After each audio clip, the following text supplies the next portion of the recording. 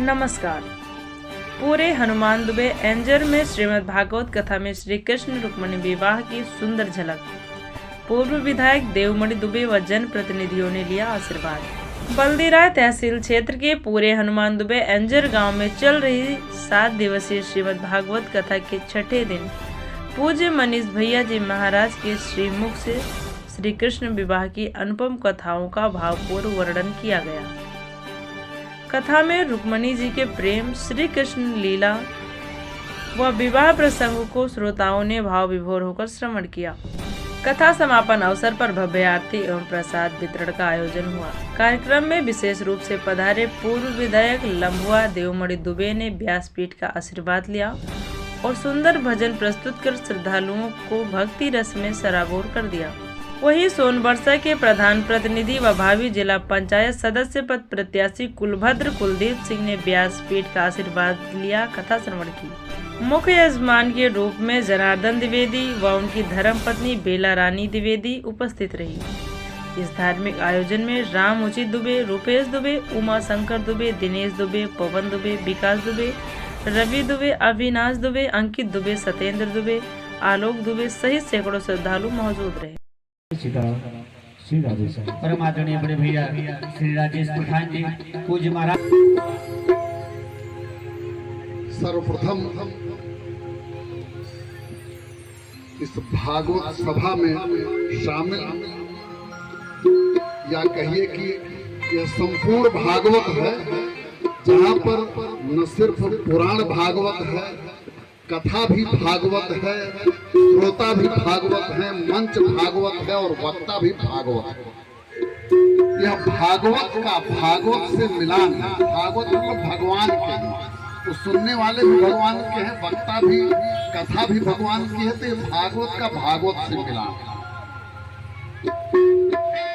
भागवत पुराण के बारे में कहा जाता है कि विद्यावताम भागवते परीक्षा।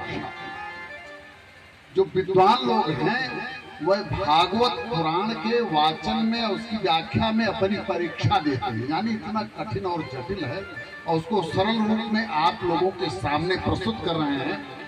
मनीष जी मैं धन्य हूं।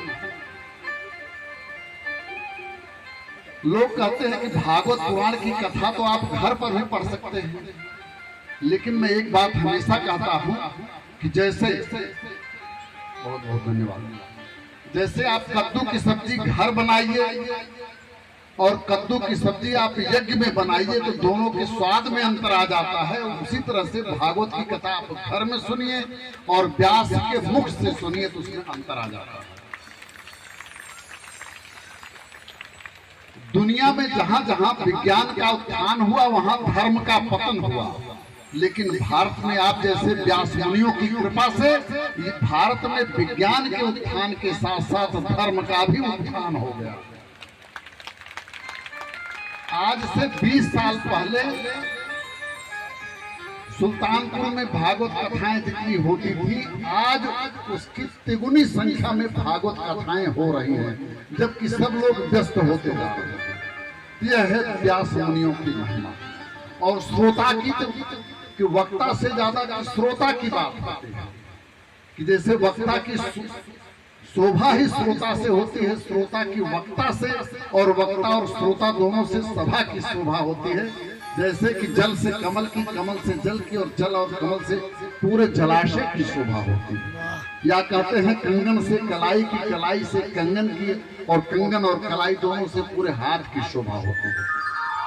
इसमें सभी पूरा मंच, व्यासपीठ, व्यास कथा और हम सभी श्रोता सभी लोग इसमें धन्य होते हैं।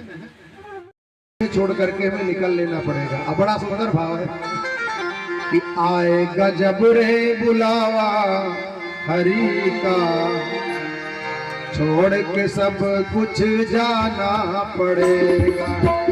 आएगा जब रे बुलावा हरि का, छोड़ के सब कुछ जाना पड़ेगा।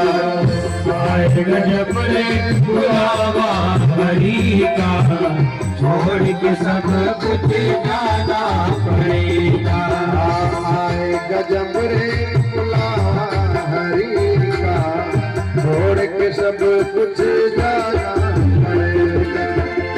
आएगा जब रे बुलावा हरि का, छोड़ के सब कुछ जाना पड़ेगा। जय हो, तालियों की मीठी मीठी सेवा देते हैं।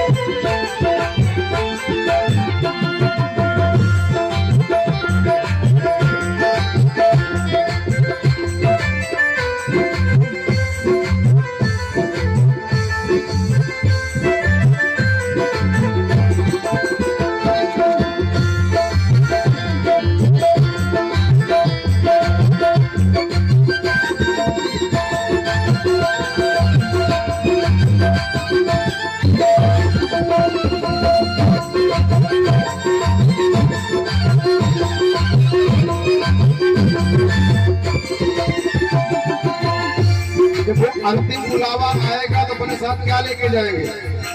जीवन भर जिन कौड़ियों को अर्जित करने के लिए अपना जीवन नष्ट कर दिया, रात दिन दौड़ते रहे, मरते रहे उन कौड़ियों को, आगे ये कौड़ियां तो यही धरी की धरी रह जाएंगी, साथ में जाएगा तो क्या? नाम हरि का साथ चलेगा और न कुछ तू ले पाएगा। नाम हरि का साथ चलेगा और नहीं तू ले पाएगा। आएगा जब रे